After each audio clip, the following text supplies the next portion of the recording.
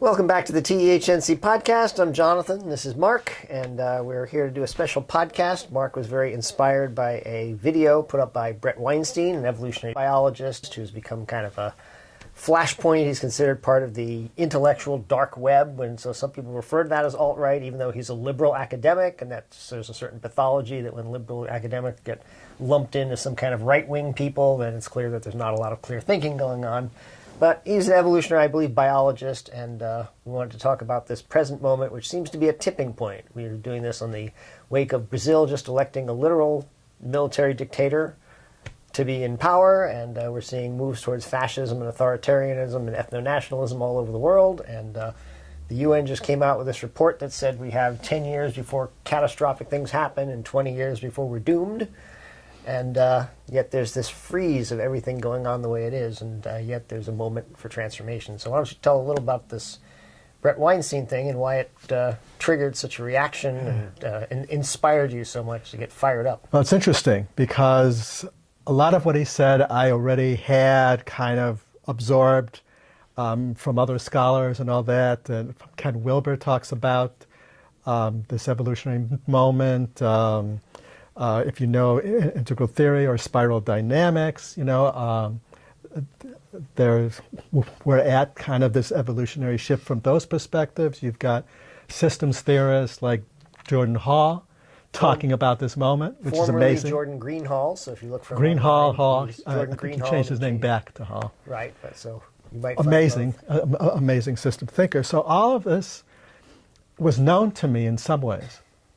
But somehow, in this moment, the way he put it and what he said, it all coalesced, and I grokked it.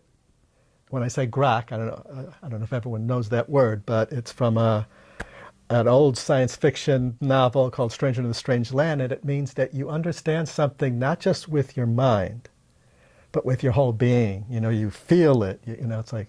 It's from Heinlein, I believe. Yeah, Robert Heinlein. I'm Stranger in a Strange Land. And so I grokked it, and I could feel the impetus of this moment. And it was so powerful for me that I have a lot of neuroses and pathologies, and today it was like I had some of the triggers going on, and I said, I don't have time for this, which I've never done this before. So this is big for me. So it worked for you. It worked for me. It may not work for everybody, and it probably won't, I'm sure. But all of us are seeing all these problems. But for me, I really grokked that all of those things are part of this bigger thing going on. And this bigger challenge that it needs a big response. We need to wake up. And I was like, how do I help this? How do I, so it was like vibrating. And it wasn't just from Jordan Hall and Brett Weinstein and Weinstein. Anyways, Ken Wilber, all that. I've been doing my own research on the coevolution of moving image and consciousness culture and society. And I'm seeing these patterns even there, where we are, the technologies, even our entertainment technologies and our expressive technologies are accelerating way beyond our consciousness. And historically, this has been a pattern that humanity's consciousness collectively has lagged behind technology, and for the most part we've been able to kind of manage that because the gap hasn't been so huge. Also, Weinstein makes a good point that some of us didn't survive and there were large die-offs, but we don't really know about those people. We only know about the survivors because all of us on Earth are a lineage of the people who didn't die off, possibly in vast systems that didn't work out or things. Yeah, I mean, so we've had these major evolutionary transitions, and one that's the most recent that we all know about is the Industrial Revolution. Mm-hmm. And that was a major transition, from feudal to nation state, from the agrarian agricultural societies as a whole to industrial. That was huge. And there was a lot more problems and trauma than we know of in our history books. And so that was one of the last ones, And from what a lot of people, systems theorists and and integral thinkers and all that, and even what I'm tracking, is that we have reached a point of a change or transformation on a scale we've never seen before. Well, this seems like the first one that we actually face extinction potentially, and the UN said short-term extinction, actually. Our technologies have reached a point that they're, with structures of consciousness, they're pushing at least 3 structures ahead of where we are in terms of our collective center of gravity. Meaning our technologies are integral now in many ways. Yes, our technologies are definitely going into integral. We've got virtual reality, which is an integral technology. We've got integral convergence technologies that already started with our smartphones are integral technologies because they integrate and converge multiple technical functions that used to be separate things. So we got a VCR, we've got a phone, we've got a TV, we've got, all in this. And so that affects our consciousness, but not as fast as technology itself is moving. So that's pushing us, and our technologies have reached an inflection point where, I think Jordan Hall talks about this really recently, where now it takes a smaller amount of people and information for us to do a larger amount of impact, either positive or negative. So for example, you have the capacity to just a few PhDs to develop a nanovirus that could wipe out all of human civilization. Right. Well, even the Silicon Valley has shown that that's become a new model with the addition of technology. A small number of people can have outsized effects, like Facebook, Google. These are the classic examples of small number of people creating very powerful systems by using the magnifying effects of technology. And there's an irony here, and one of my critiques with Weinstein is that he doesn't really bring in the fact that technology also separates the haves and the have-nots more. And so you get a bigger delta, and it's harder for the have-nots to even begin to understand pluralistic, let alone integral thinking, because they're still struggling to put food on the table and bread in their bellies. But his point is they also handicap the affluent because it reduces their capacity to see the evolutionary signals. Right. So our affluence insulates us from the effects of this catastrophic capitalist sort of industrial system that we've created that's destroying everything on Earth. Now, it's important to say that the system that we have now was essential, and it had value, and it really helped humanity evolve. Oh yeah, without that we wouldn't have the technologies we have today. Yeah. So, I mean, it's done incredible things, but we have to recognize that every stage, every advance has its lifespan. And we are nearing the end of the lifespan of the rational industrial age, and we have one foot in it still, structurally. And we have actually like half a foot into the information age and another half, or a toe going into the integral age, and we're kind of, and so it's a really... But I don't think you can move into integral until you help the people. You can't skip a stage. It's not just to say, I don't think they can move from mythic until they have their basic needs met. So we're going to have a majority of the world that needs to have their basic needs met before any of this can evolve, I think. Yes and no. Yes and no. I think one of the things that spiral dynamics, I think, has proved in the field when they did their work in South Africa to help that transformation of their society go much smoother than it could have after apartheid. And they also did the same in Ireland, is that if you communicate to the different levels of consciousness or structures of consciousness of a society in a way that helps them to recognize where they're coming from, where others are coming from, if you can call their attention to the different structures that we are in, it makes a shift. And if you can communicate at the level that each person or segment is at. But that's a great challenge, but it's possible. And I really believe that we have to try to do this on a much bigger scale. We need to get more percentage of the world's population to move up the evolutionary arc. Right. So one of the things here, he talks very nicely about conservative and liberal ideology, and just ideology in general, and why it's can be so toxic, because it puts you into a set of beliefs, and it's very hard to realize that you're inside of a construct field rather than that you just believe what's true.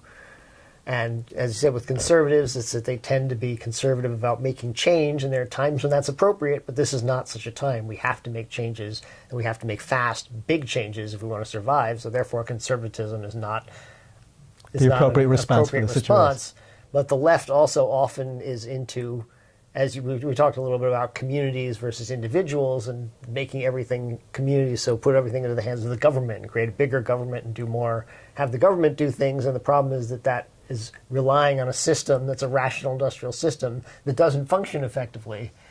So it doesn't mean we can't create large systems to do things on our behalf, but it's that we have to figure out a way to do them that actually are open, transparent, and distributed. And but I think one of the key points for me here is that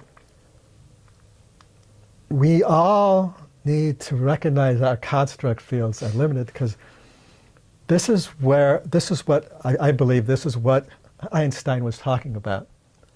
To paraphrase him, that we can't solve a problem with the consciousness that created it. And I think in all of these evolutionary leaps that we have been challenged to make, we were required to let go of our old ways of thinking. And both liberal and conservative ways of thinking are no longer are no longer sustainable. The split that we have is no longer sustainable for us. We're not going to survive if we continue with this split. And all sides need to kind of recognize that what it calls for is outside the box. We have to go outside the box before the box collapses. So we've talked about this before, how a lot of our collective construct fields are collapsing already. So we have, for example, the media. We've had in the United States the construct that the media, if we watch the news, they're going to tell us the truth, they're going to report all of that's gone now. What's true and what's not true is gone. There is still quantifiable objective truth. But we've lost the capacity to communicate it across a broad spectrum of society. We've lost that totally. So collectively, we've lost the capacity to share and recognize truth. And that's a major collapse of the construct field. Huge. And the repercussions of that are way beyond what I think any of us realize. And that's just one of the construct fields we're talking about. And we have them individually, and we have them collectively. So, and I think what got me, there were several things I was talking about, but what got me was that I really kind of felt suddenly that impetus that if we wait until all the signals are there and all the construct fields are gone, it's too late. Right. And so, but we've created such an advanced, wonderful society that we're insulated from detecting those signals until it's too late. Right.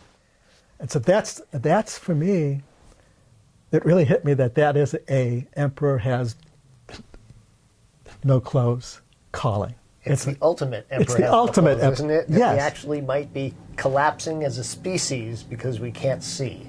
We cannot see. All of the information, all of the facts, all of the science, all of the things that show us, all the different versions, like seeing America descending into fascism, which we don't want to see that, but we see that the Supreme Court is no longer legitimate because a minority of Americans support the people who nominated the Supreme Court. We have A Supreme Court that's just now said that people in North Dakota, like Native Americans, can't vote because if they don't have a residential address, even though a lot of them live on reservations without street addresses, they're deliberately doing things to disenfranchise people, and no one wants to say, hey, wait a minute, that's fascism. We're not going to allow that. I don't care if you're the president or you're the whoever, or the governor or whatever. I don't care if you're using the legal system. If you're using it to disenfranchise people, that's fascism, and we're going to stop it. But no one's quite ready to do that because the people who are the most affluent are also the most comfortable, and they're the ones with the most power, as he says. So when you have a lot of power, you have more investment in the status quo. And you're more insulated from the true effects. Impact and of the actions and all this stuff. So it is a moment. We want everyone watching this to get activated, begin to speak out, begin to think outside the box, think about global solutions. Challenge your construct field. We all need to kind of recognize that everything that we've learned and everything we believe and everything, how we perceive even. Whatever your ideology, it's probably an ideology, not only a truth. Yeah. And yes, there were some truths, you could really feel like, well, this is really true. I know this to be true and all that. But we are entering a zone where what was true before is not necessarily going to be true tomorrow. I remember back in my college days, I read the book about scientific revolutions. Oh, Kuhn, Thomas Kuhn, The Structure of Scientific Revolutions. I think that's the book where he Paradigm shifts. Where one generation's truths become the next generation's falsehoods. Something like that. Mm-hmm. And in a sense, we are on the precipice of a major revolution. And we need I just want to say, I think we all kind of need to grok, hopefully more of us could grok this and contribute in our own way with our own gifts and talents to help us move through this transition with less sacrifice and pain and suffering, with as little sacrifice and pain and suffering as we can. Mm-hmm. And also just remember, people aren't mostly your enemy. So if you're on the left, you might think you hate Trump supporters, but most of them are not your enemy, and they might believe what they believe, and they might be wrong about some things, and maybe right about some things, and you might be wrong about some things. And if you're a Trump supporter and you look at how intolerant and bigoted the left is, just remember that's not most of the left. There are some people who are very loud, a lot of people who are loud, but they say, forgive them, Father, for they know not what they do. And that's true for the left and the right and everyone in between. We're all just trying our best on this rock, but we're all in this together, and we will only come out of it together. Yeah. It's funny, as you were saying that, I thought of an old Zen parable that for me kind of captures this, and that it's like there's a lake, and we build a boat to cross the lake. And when we get to the other side, the boat was so successful that we put it on our back and we carry it on the land. Because it was so valuable for us that we didn't want to give it up. Very nice. Give up the boat. We're on land. A new frontier. A new frontier. Peace out.